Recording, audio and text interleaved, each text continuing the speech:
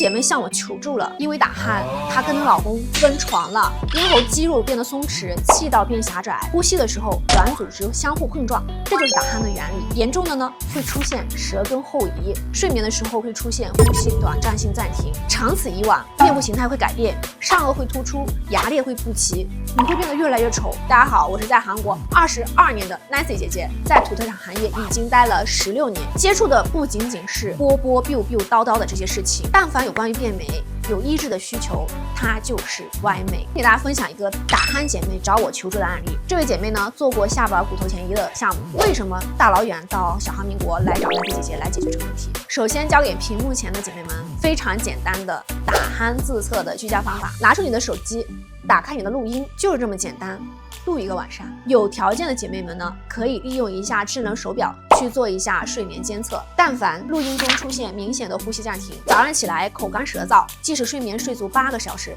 仍然感到非常疲惫，我建议你抽出宝贵的时间去医院做一个专业的睡眠监测。在中国，打鼾的主流解决方法是上颚悬吊术，通过摘除扁桃体，去除掉肥大的喉结上颚的一部分，扩大气道面积。但是这位姐妹呢，因为之前做过下巴截骨前移，而且还植入过假体，所以在国内问诊无果，错过了治疗的条件。而在韩国，针对不同的情况有不同的解决方案。舌根前移术，通过下颌骨的牵引，让舌体前移3到5毫米，直接拓宽喉咽区的气道，特别适合下巴后缩和打鼾合并的人。高频缩舌术，通过40M赫兹的射频，精准消融舌根处肥大的组织，创口呢只有针眼大小，非常微创，适合轻度和中度的情况。打鼾问题呢看似很小，实则很大，而且打鼾的严重程度会随着年龄逐年渐长。如果你想解决打鼾问题呢，那我建议您根据自己的情况多了解不同的解决方案，找到最适合自己的方法。